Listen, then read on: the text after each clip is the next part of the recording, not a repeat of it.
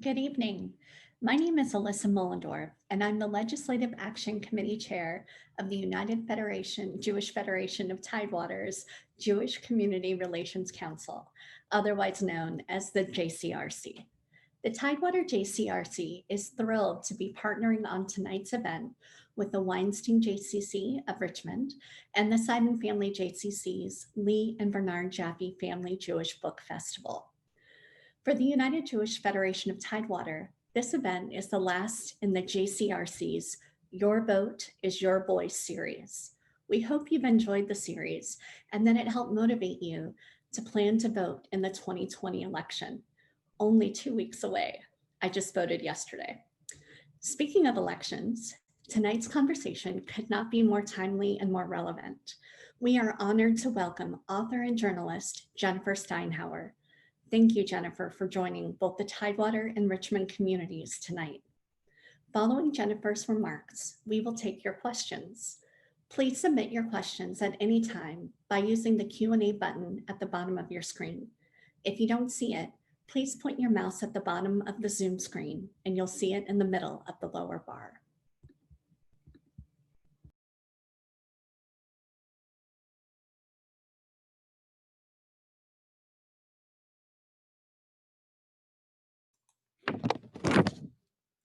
Welcome, Richmond and Tidewater. We are so excited at the Weinstein JCC to partner together with Tidewater for this event.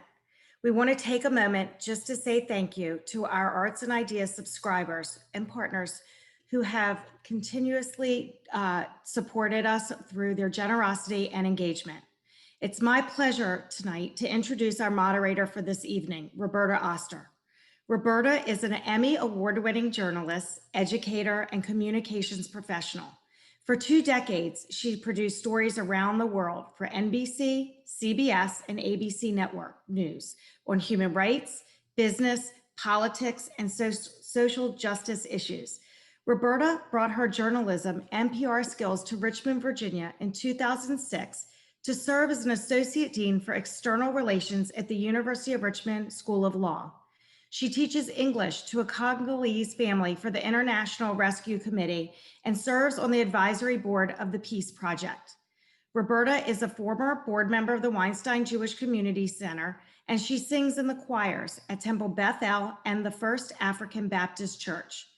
Roberta holds an MPA, Masters of Public Administration degree from Harvard University Kennedy School and a BS from Georgetown University School of Foreign Service. She was awarded a 1-year mid-career Knight Professional Journalism Fellowship at Stanford University. Currently, she serves as the Communication Director for the Virginia Interfaith Center for Public Policy. And tonight, we are thrilled to have her with us to moderate. Roberta? Thank you, Lisa, and thank you, Jennifer. And thank you, everyone. Thank you to the 2 JCCs who are sponsoring this event and to everyone here who's joining us. And to Jennifer, I'm just going to call you my goddess. I loved your book. I'm thrilled to have the chance to talk to you about it. But first, I want to just share a bit of your bio, which is phenomenal. Jennifer has covered many high-profile beats in her 20-year reporting career at the New York Times, from City Hall Bureau Chief and Los Angeles Bureau Chief to Capitol Hill. Among her many accolades, Jennifer won the Newswomen's Club of New York Front Page Deadline Reporting Award for her powerful coverage of Hurricane Katrina. She's also the author of a novel about the television business and 2 cookbooks. And this book, which I recommend you all run out and buy as quickly as possible, is like a fresh new look at the amazing women who were elected and sworn into office in 2019. It's an inside, you walk with Jennifer down the corridors of Capitol Hill as you learn about their stories, where they came from, and go back to their hometowns with them, and then follow them through as they begin to make their mark as legislators. And it's a real behind the scenes, sensitive, deep look at an amazing group of women. an inspiring group of women. So I am thrilled to be able to talk about it. And Jennifer, I just, when this book came out, things were totally different. And there were 35 women, a record number, were sworn in to the Congress. And this huge groundswell of grassroots support. They were very diverse. But they also came at a time when we had no expectation of COVID-19 and the racial strife that we are suffering right now. So I wonder if you could, I'd like to talk about the book, but just contextualize that a little bit for us right at the top, please. Sure. Well, first of all, Roberta, thank you for that very lovely introduction. I want to thank very much Richmond and Tidewater for hosting me at the 2 JCCs. This is my first Jewish Book Council event, so I'm very excited to start with you very near my town of Washington. I feel like I'm practically home, so thank you very much for that.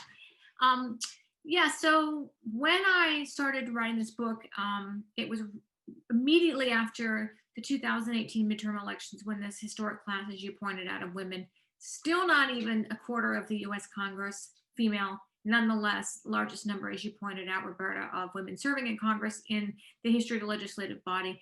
A lot of them running in response to the Trump presidency, around gender issues, but also around other things, including Abigail Weschler and Elaine Luria and other national security women who you know well in the state of Virginia, who were running around their concerns around where the country was going and their view on national security issues. So a lot of different types of motivations. Obviously, as you pointed out, of course, COVID didn't exist.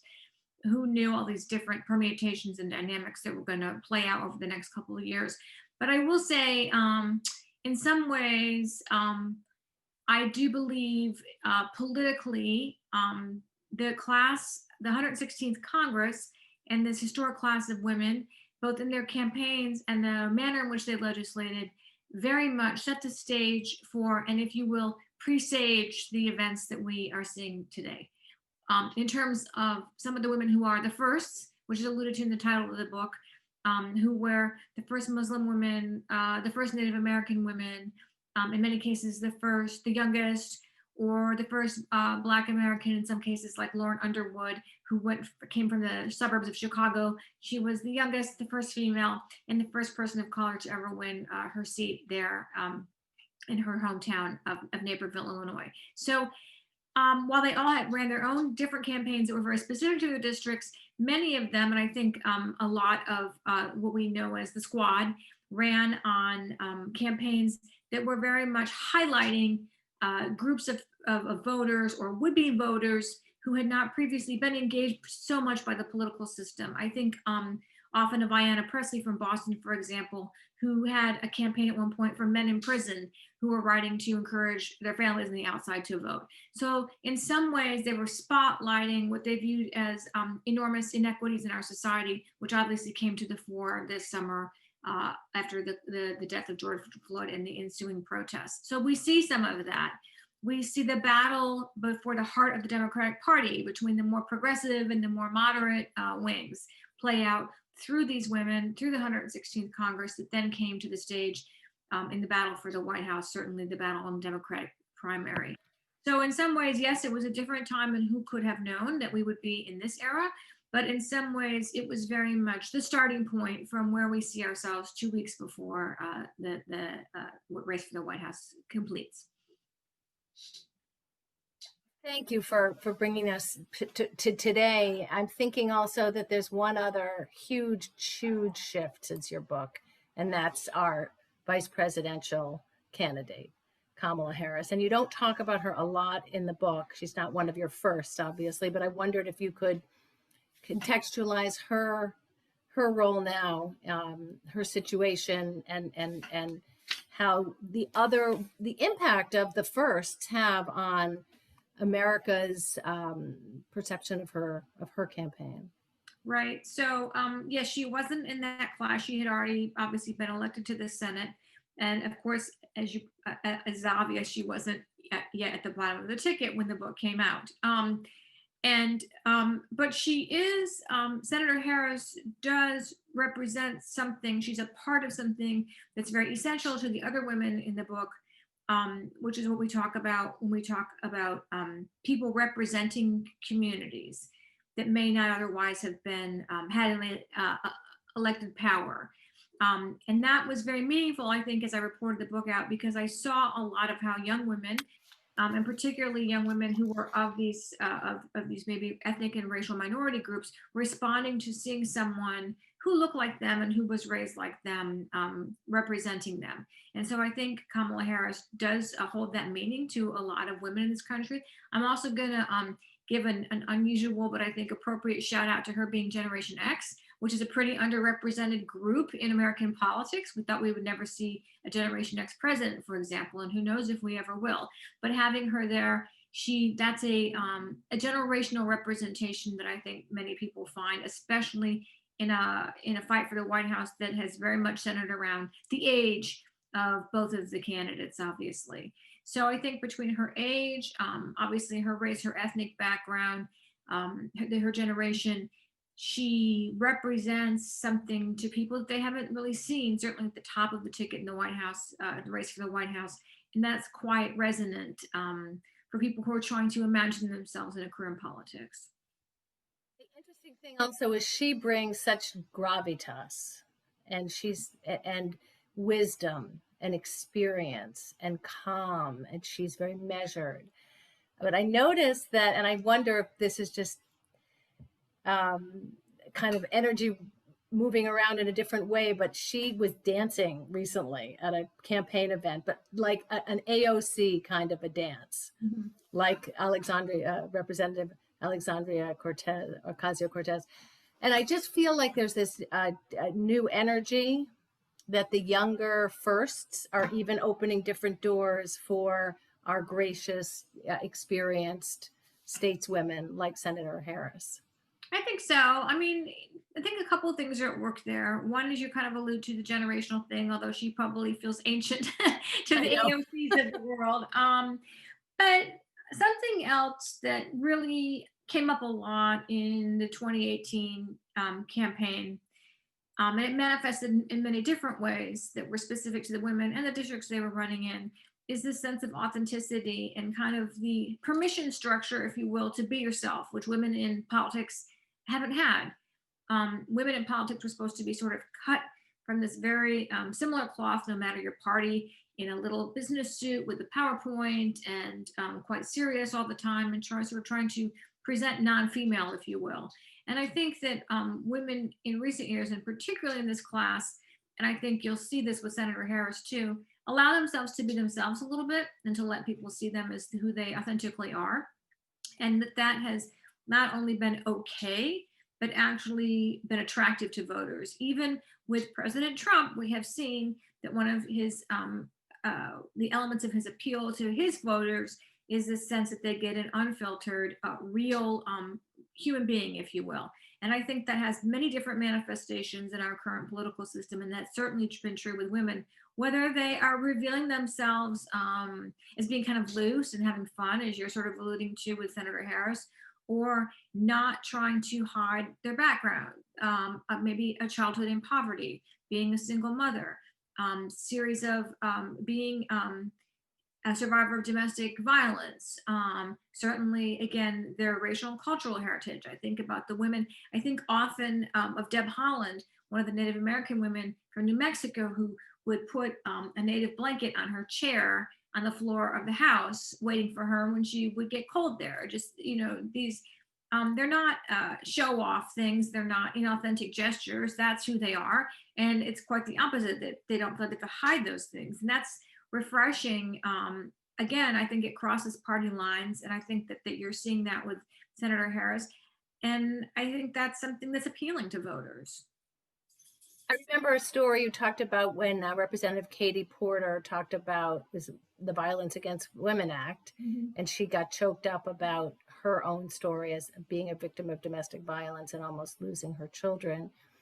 That's one example. You give many examples where these women have been authentic as well with their emotions. So not just with a dance and being Right. real as you're walking around, or being an Instagram star, but actually in making policy, bringing their personal experiences to bear. Is there one, you wrote about many of those examples, was there one that really touched you the most Um, deeply?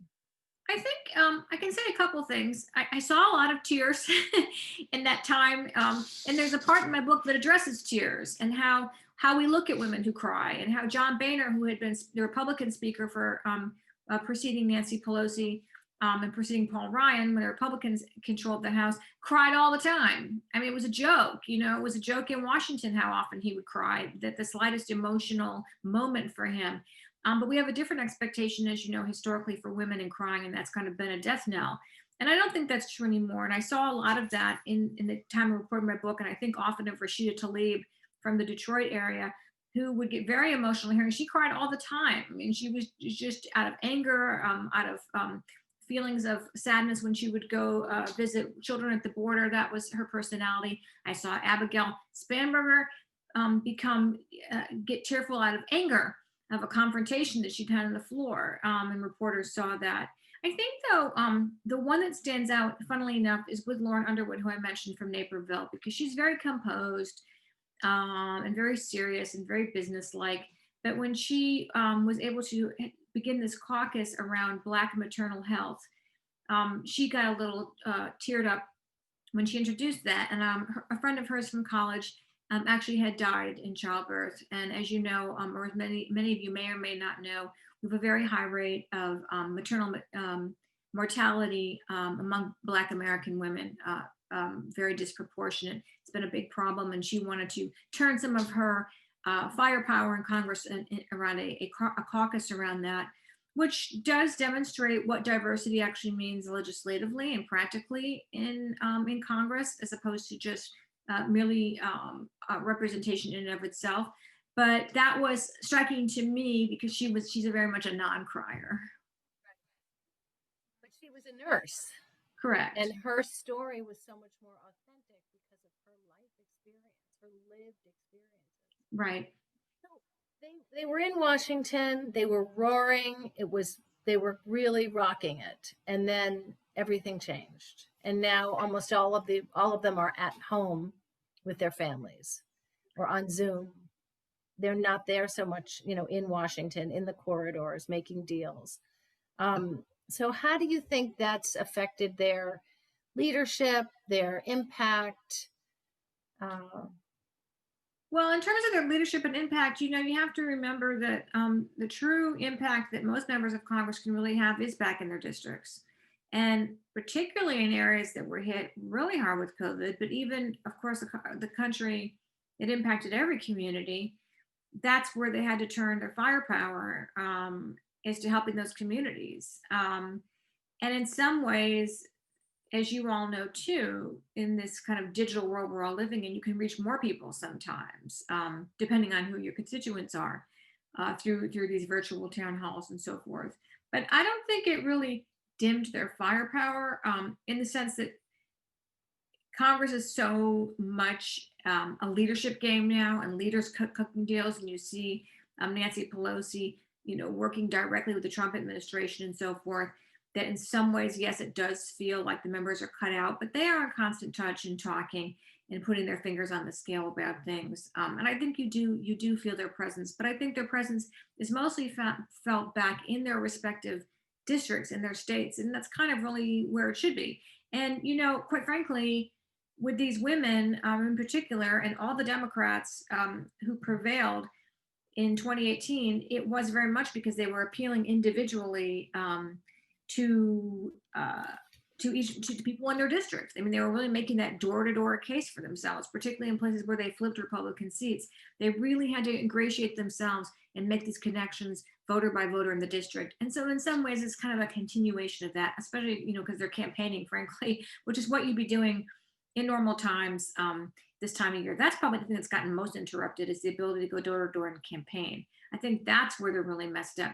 And, I've heard the other day, I was hearing just today about one of the women who's in a university town who's quite concerned because the university students aren't there whose vote she might have counted on. So I think it really impacts your ability to campaign and the way you campaign, perhaps in some ways more than how you govern. How about the impact the upcoming election? What do you think their breakthroughs have opened doors, and what do you think when you look at the women now who are on the ticket in 2 weeks? Right. Well, I mean, one thing I would note is, with few exceptions, there, first of all, none of them had a successful primary challenge. Some of them were not challenged at all, but those who were, people got nowhere trying to challenge them. And with a few exceptions, most of them look on a pretty good glide path to reelection. Now, it's such a weird year, and we all know the particulars of how weird it is with the way people are voting, how they're voting, when they're voting, what's going to happen with their votes, what types of people would normally vote who are and are not voting. I mean, we can't, there are no givens. It's obviously a very bizarre year. But having said that, at least based on current polling, most of them are in really good shape. So I think they've connected with their constituents. They've proven themselves perhaps beyond expectations. Even in districts, again, I would point to Democrats who won predominantly or dominantly Republican districts, people who may end up, in some cases, outrunning Joe Biden in those districts among Democrats or among voters. So I think they've really been quite successful politically so far as we can see. Of course, the ultimate decision will be in November. I think, though, one thing I would also like to point out in the context of your question, Roberta, is that I got a lot of questions after Elizabeth Warren was eliminated from the primary stage, that people, women in particular, felt very despondent, and that this proved that women could never really break the glass ceiling and really succeed in national politics. And it is extremely curious and very much something to interrogate, why the United States have never had a female president when you consider all the countries that have, and it's very hard not to take notice of the countries that have been most successful by and large in fighting COVID, have been led by female leaders. But having said that, I have to say that women do have difficulties in primaries, as Elizabeth Warren showed, as Republican women certainly demonstrate, other women. But once women get through primaries, they win general elections at the same rate as men. And you have more and more women in both parties, particularly among Democrats, but in both parties running this year. Women are more encouraged to run. They're more able to figure out to run on their own without waiting someone to tell them. So it would be wrong to take away from Elizabeth Warren, which in some ways had a lot to do with who else was on that stage, Elizabeth Warren herself. It would be wrong to have a takeaway from that women cannot succeed in politics. That's not the broader picture from what I can see. In the book you talked about, so you've seen a change then, because you write a lot about how women had to be previously really be asked to run. Right. That can you talk more about that? And are you really seeing a big shift? Oh, for sure. I mean, except for the front runners, the Jet Rankins of the world, who decided to run on their own. At the beginning in the 20th century, women started to populate Congress in these very small numbers. Some of them decided to run on their own, but mostly they had to be convinced to run. And for many years, that was the idea. And I think I say in the book, men look in the mirror and they say that person should be in Congress. And women historically have not felt that way. And, somewhat that's look at a lot of parallels to other leadership roles in the private sector, and how women view themselves in the workplace. They tend to view themselves as less qualified than they actually are, sometimes for big jobs, vis-a-vis men who don't really, studies show, take that into consideration as much, worry about that. That's not unique to Congress. But at any rate, women have gotten a lot better at deciding to run themselves, feeling inspired to run, have gotten better at getting people to give them money. Amy Klobuchar talks a lot about her early races and how she called up all her ex-boyfriends and asked them all to chip in, had a yard sale, and was really mad at her husband because he wouldn't sell the lawnmower, I think, which was their big ticket item. So, really having to scrap it together. And women have gotten a lot better. We talked about Katie Porter from Orange County, California earlier. She was the one who's the single mom of 3 kids back in California. She was a disciple, actually, of Elizabeth Warren, a law professor herself. You know, she's a huge powerhouse fundraiser. I think she's one of the biggest people pulling in bucks for that class. So things have changed a lot for women in that regard. So they're looking good for 2020. I know you don't do predictions, but I don't. I mean, I'm just looking at the same poll as you guys all are, but again, there are some exceptions, and there are some places that women, you know, whenever you have a wave election the way it did in 2018, you have people win districts that on paper they really shouldn't. So with the Democrats, generally, you can see some loss of some seats, while at the same time, you know, gaining seats to be a net gain. That's the current polling. But I do think it's remarkable how well all these women look right now for their 2020 races. some of our viewers are writing about the squad, or we call them the badasses. Representative Alexandra Ocasio-Cortez, Rashida Tlaib, and Ayanna Pressley, and Ilhan Omar. You spent a lot of time with them. They are characters.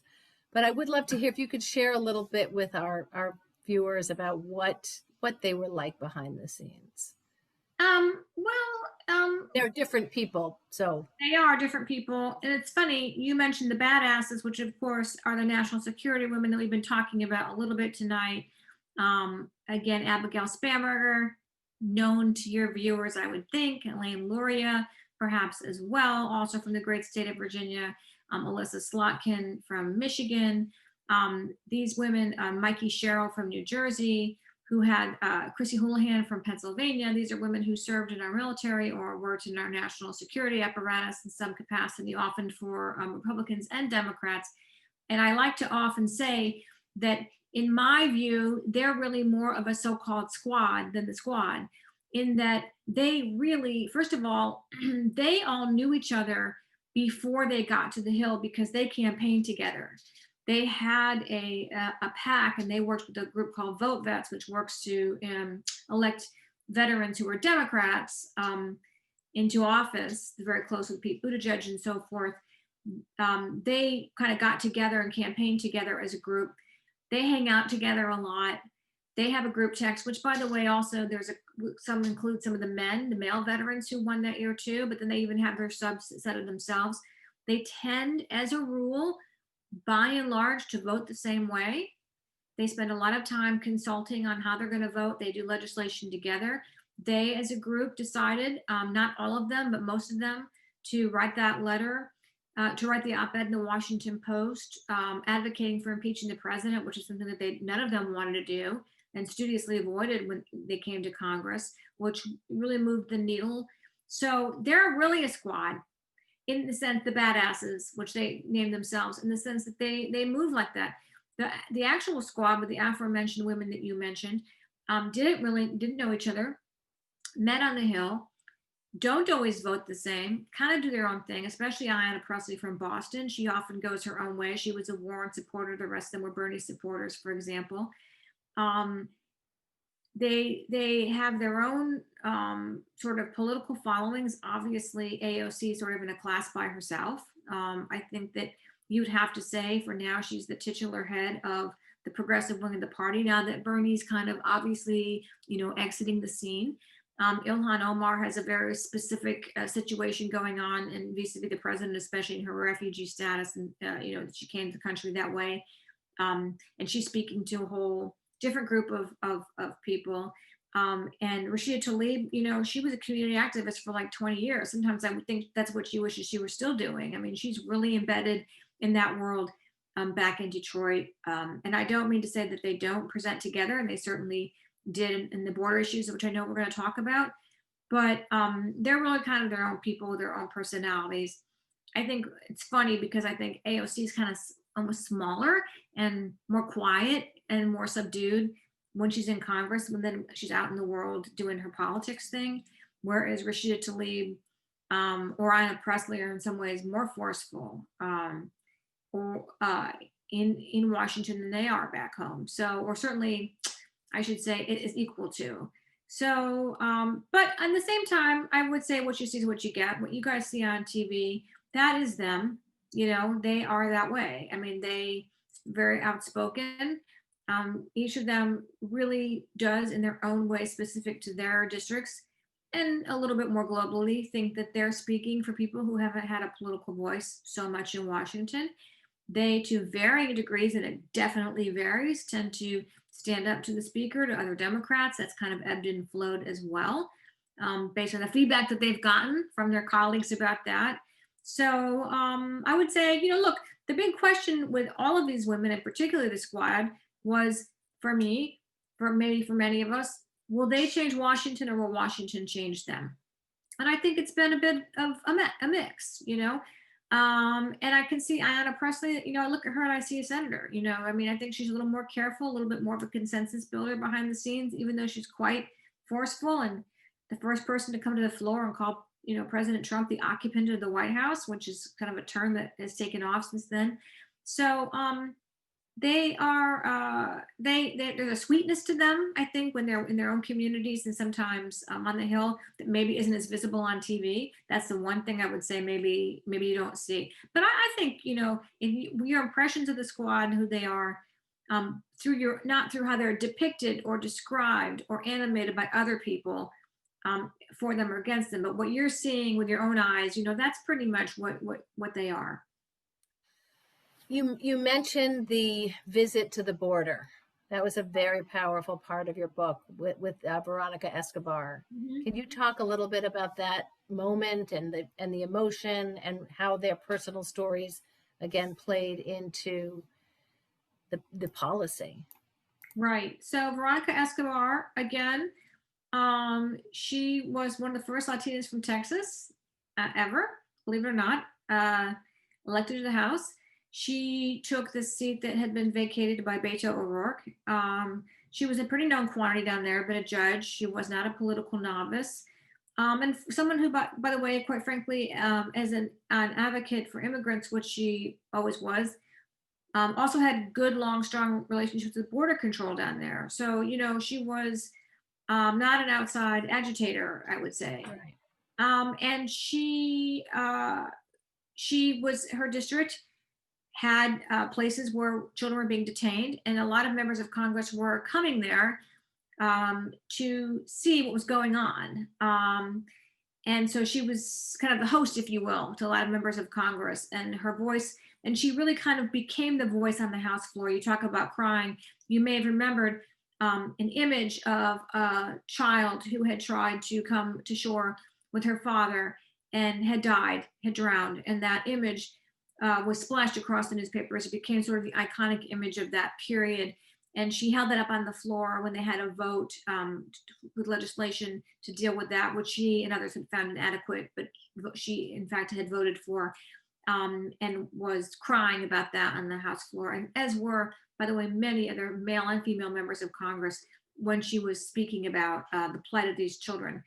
And I think I was going to read a little bit, correct? From the I was going to, would you do us that honor, please? Yeah, sure. And it's not too long. Hold up the book for everyone so you can buy it on Amazon or Chop Suey Books or your local bookstore. Chop Suey It's my commercial. I love it.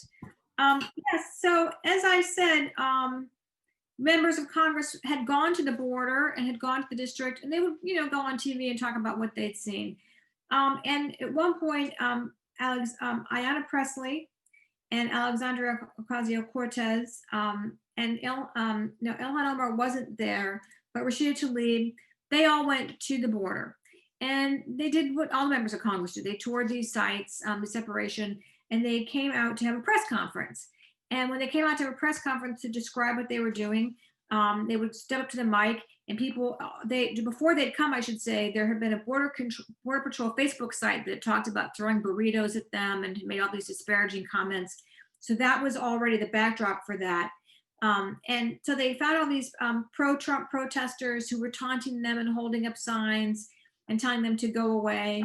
And there was sort of this collision. So I described this, and I'll read a little bit from my book about how I described that scene. So there under the hot sun was the story of the United States in 2019. Two political experiments on a collision course, Trumpism and multiculturalism, a reverence for a mythical white American past embodied by the mocking protesters and an impatience for a multi-ethnic egalitarian future, embodied by this new troop of Congresswomen, Black, Arab American, and Latina. Both groups were determined to shape the future of their respective parties and the country's trajectory. More than anything, this gap was generational.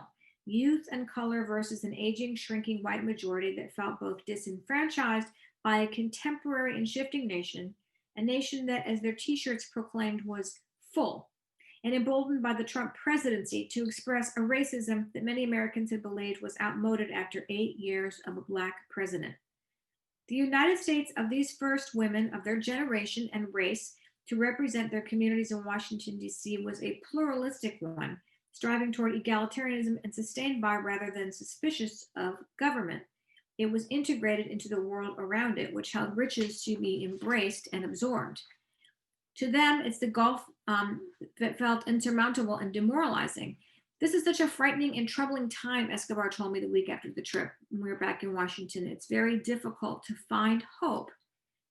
Yet for so many millions of Americans, the world does not feel so starkly rendered. Many people outside the Beltway and hanging out on political Twitter live lives defined by more prosaic decisions. Should I mow the lawn or watch Netflix? Brave the traffic or use public transportation? Pay medical bills or buy groceries? Yoga or Orange Theory? Onion rings or French fries? Their dealings with members of Congress are rare and generally to be avoided, as such an interaction would likely signal a problem with their Social Security check or a shakedown for a campaign donation. The left and right have taken turns over generations shouting, "Where is the outrage?" and demanding that someone return their country to them. But we are all the sum product of a nation that has been both taken from us and renewed. And I think, by the way, that resonates very much with Jews. Just as 20 years before President Obama's election, his presidency would have been unimaginable. 5 years before Trump's, his presidency would have been more so.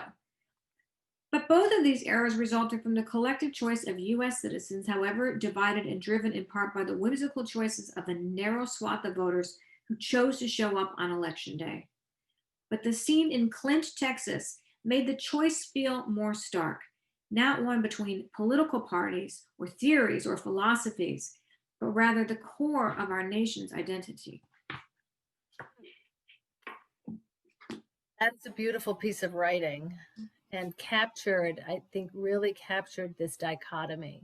I feel like we're in this, it's a literally two views of the world that we're seeing.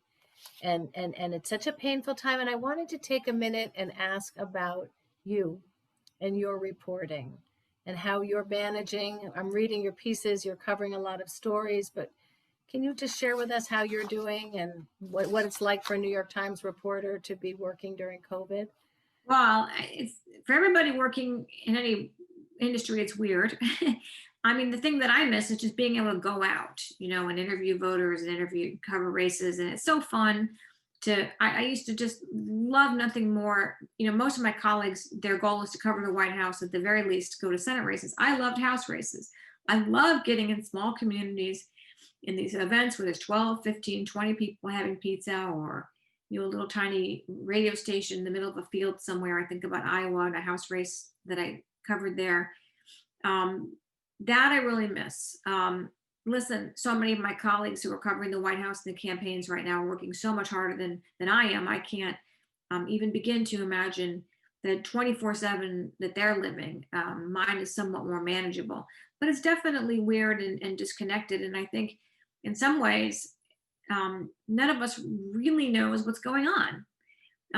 Because when you're out there, you kind of get a sense, a skin feel, if you will, for what's happening, no matter what the polls say, in spite of the polls, because, or in addition to the polls. And I think that's kind of missing sometimes, although certainly many of my colleagues have been at least intermittently going to places. So I think that's been just weird.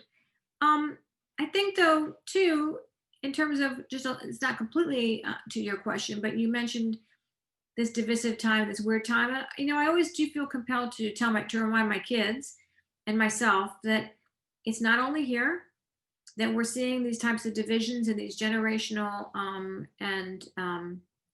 and other types of class and ethnic strife and this battle of populism versus multiculturalism and pluralism. This is a battle that's being waged, in many countries around the world. And it's also part of the pendulum, right?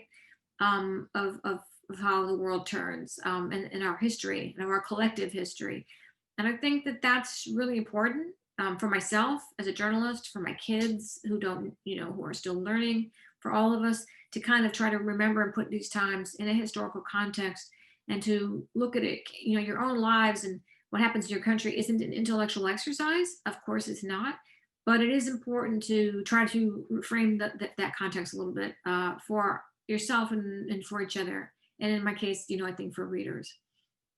May I ask how old your kids are?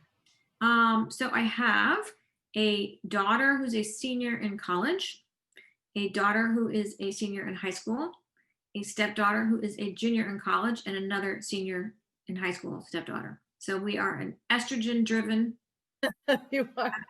house with people in various stages of doing stuff and being places, in this, weird time.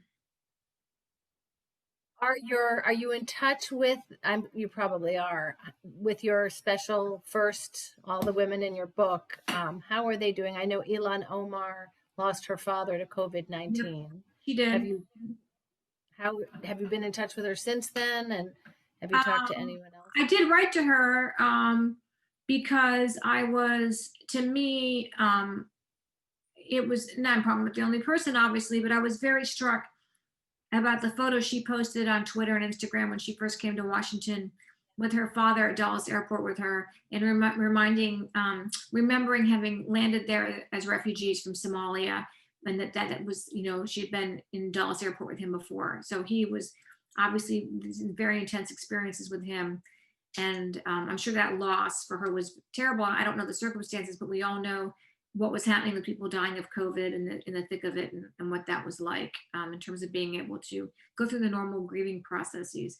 I've been in touch, with some of the women who've done events with me. I've been very lucky. Mikey Sherrill and Abigail Spanberger and I have done things together for audiences. And because I focus a lot on military issues and Pentagon issues right now, I talk to them probably a little bit more. But I've been able to check in with them all a little bit, probably since the book came out, somewhat. And then, everyone's just been really kind of down their own COVID rabbit hole, if you will, and their campaigns, which is super busy. Will you share about Abigail? This is Virginia. Sure. Many of us are connected to her and have worked with her. What was she like one-on-one? What was she like when you covered her? So like most of these women with a national security background and people like her who've been through kind of tough races, and she did have a tough race. They came at her with everything, and she endured that. Those women are pretty tough. But I think that Abigail Spanberger for me was a reality check, and she was one that I shared again with my kids and my friends and my family and my readers, because she understood that, while she was butting heads a lot, and not only her, with a lot of the progressives who had been elected, the squad and many others, who probably are the future of the Democratic Party. She was butting heads with them over policies and votes, and she would always say, look, we can say that if we can inspire Democrats with progressive policies, they'll all come out and support us, and that's very beautiful, but I don't have enough Democrats in my district to do that. I have to appeal to Republicans and independents. And I think there was a frustration with her that some of her colleagues were not more interested in learning about her district, which had been before her held by a Republican for generation longer. It had been held by Eric Cantor, obviously, who was majority leader, taken out, then by this sort of almost anomaly Tea Party guy who, was a one-termer who showed up to run out of town, So she came from an interesting place. And again, I think she had just had some frustration that more of her colleagues didn't take more of an interest in understanding her district and where she was coming from. But she wasn't alone in that. There were a lot of, the reason that Nancy Pelosi holds a gavel is not because of progressives, it's because of people who picked off Republicans and returned the majority. And she was among that. And I think in some ways for them, that knowledge while it could be very frustrating in governing and interacting with some of their more progressive colleagues, I think it was very empowering because they understood that that's why they were there. That's why the Democrats control the House, was because of people like Abigail Spanberger.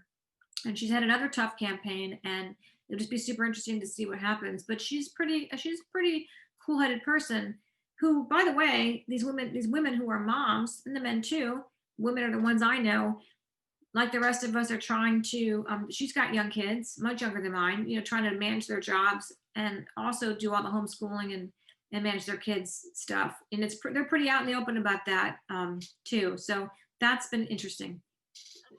One of our viewers asked if all of the 2018 freshman women were willing to be interviewed, or were there some who said no, thank you? I don't think that anybody that I sought out, I didn't get to spend significant time with all of them for sure. And I had to kind of identify who I thought was going to be, the best characters for the book. And so that's a crapshoot. I wouldn't say anybody refused. I would definitely say some people were more reluctant than others. I would say, I would point specifically to Ilhan Omar, who was very enthusiastic about the project and excited. And she was getting so banged up early on that she became a lot more reticent and had a lot more media attention too. All right, I do have to ask you about Israel on that topic.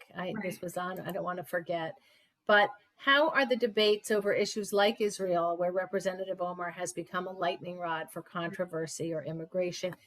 But I want to focus on Israel. How is that playing out behind the scenes? Definitely, that was a very contentious debate, which in some ways, quite frankly, was new to Congress, because for decades, it's been an article of faith that all Democrats and Republicans, no matter what they disagree on, agree on the U.S. foreign policy position vis-a-vis Israel. And after all these years of Luked rule, that has changed. And we obviously see many, many younger Jews, not all young Jews, of course, but you do see, whether it's, in the far extreme of the BDS movement, or just, everything sort of in between, you see a generation of Jews who are questioning that. Now, she came at that from a different position, not Jewish, Muslim.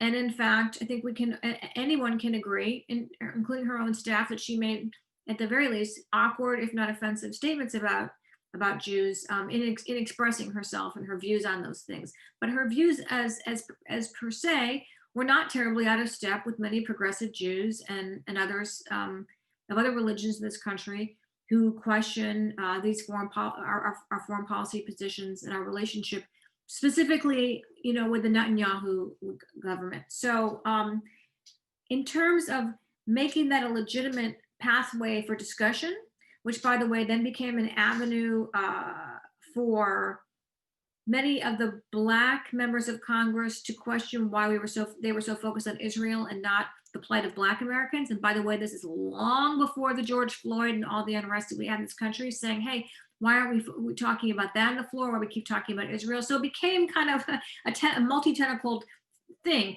But the point is, I will say this: she clashed with Elliot Spitzer, who was head of foreign relations, about these issues very much. And he was a very, very staunchly pro-Israel, Zionist member of Congress.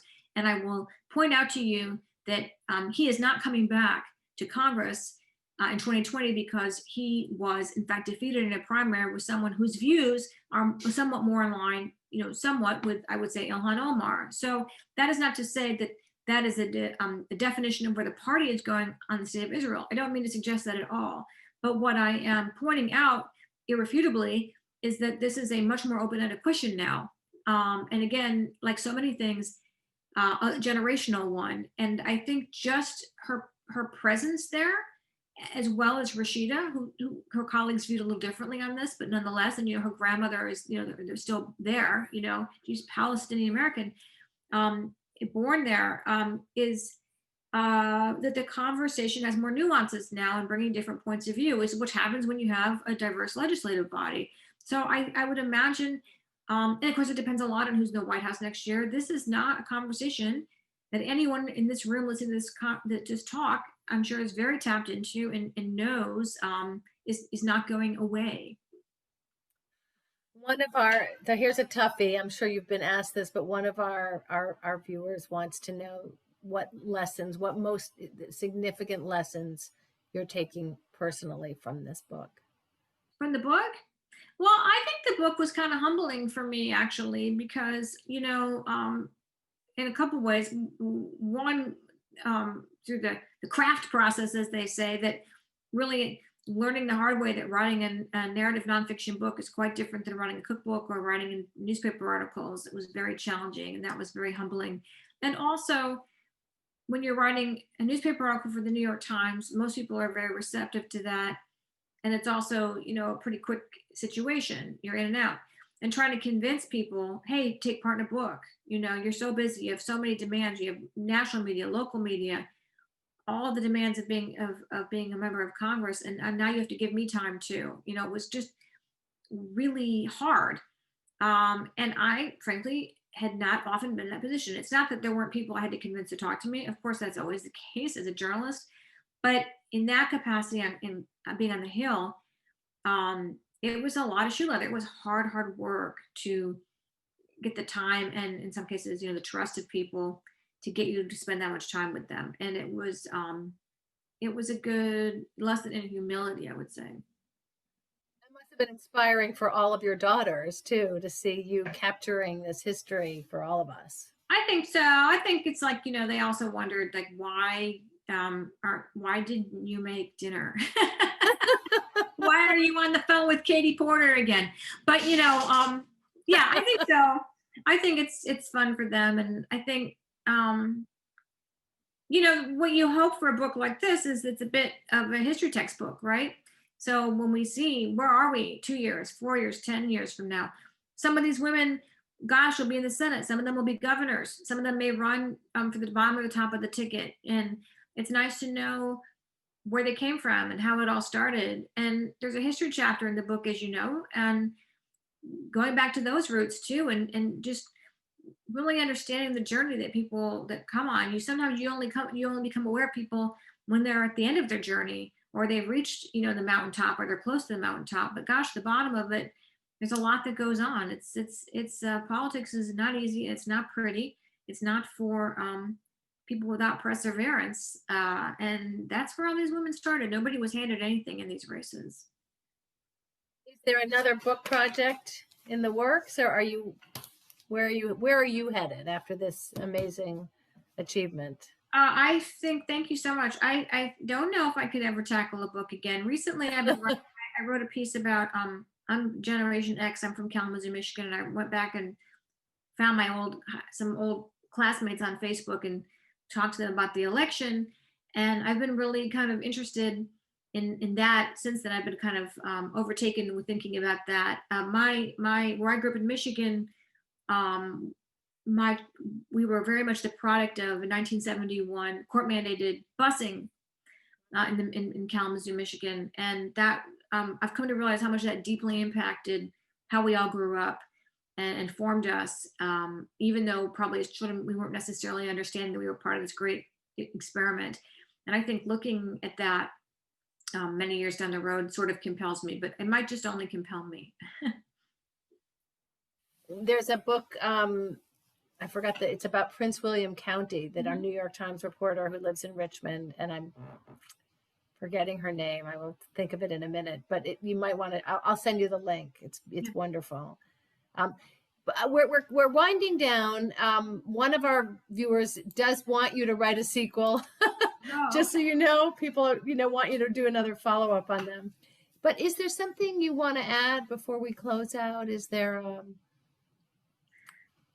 I just think if you have female children or grandchildren, just encourage them to run for office. And one of the reasons that parties or genders or groups don't get representation in Congress and then on statewide levels, because you really need a bench. You got to start somewhere. So I just think women, and by the way, older women too, run for office, run for your school board, run for, like in Washington here, we have ANCs, that represent just little swaths of neighborhoods, run for city council, run for things. I think participation is extremely important. And I do think it's very important. We talked a little bit about what is known in sociology as descriptive representation when you were asking me about Senator Harris, which is descriptive representation is when someone from a specific group, and it could, could be professional group, chiropractors in Congress, yeah, but usually it refers to ethnic groups. And I saw this with Native American women who don't get as much attention sometimes as some of the other members because they're more low key. Sharice Davids from Kansas, who I think is going to clean up again, probably. And we mentioned Deb Holland from New Mexico. That was extremely meaningful. It was meaningful to women. It was meaningful to Native American women who have had a really tough time and continue to be one of the most underrepresented and discriminated against from all levels, groups in our country.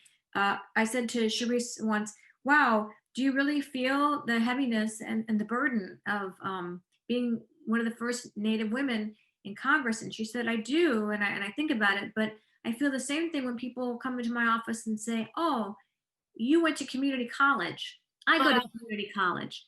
Right. That's class representation. So people, I can't tell you how much that's meant as I've watched young girls, women look out under the House floor and see all these different women from different walks of life and different generations. And so I just think it's really important to run, and don't wait for someone else to do it. Run Well, yourself. that's very inspiring. I had actually a similar moment with my daughter about 8 months ago. We were in DC, and Abigail Spanberger is our representative, and we visited, and she gave her a tour and took her off on her own and really had a deep conversation about policy and anti-Semitism, which is a big issue my daughter is working to fight against, and racism. And about a week later, Claudia, my daughter, texted me and said, how old do you have to be to run for delegate? I was like, don't wait for others. You do it yourself. You owe it to yourself. And I see so many women my age, especially, supporting male candidates, and that's great. They want to be involved in politics and they want to support and put people they believe in into office, but it never crosses their mind sometimes, hey, run yourself, go do it. You know what? As Heidi Heitkamp, the former senator from North Dakota, once said, women come to me and say, gee, I don't know if I'm qualified. And I always say to them, have you taken a look at the North Dakota legislature? There are a lot of people a lot of men out there who are wonderful and amazing public servants, but a lot of them are a lot less qualified than a lot of women who don't think about running. So I would just say my main message is always, hey, run for something, do it. Well, thank you so much for being here, for taking the time to share your wisdom with us, for writing this book. Again, the inside story of the women reshaping Congress. I hope you all will have a chance to read it. I want to thank Jennifer on behalf of Tidewater and Richmond JCCs and our whole community. And we appreciate your being here and your voice and your inspiration. So go to Chop Suey Books or Prince Books or Amazon and get this, or go to your local bookstores, get this book. But you know what? Thank you for giving voice to these women and to their stories. I am extremely grateful for that. And I think we're going to sign off. Thank you, everybody. It's great to be with all of you.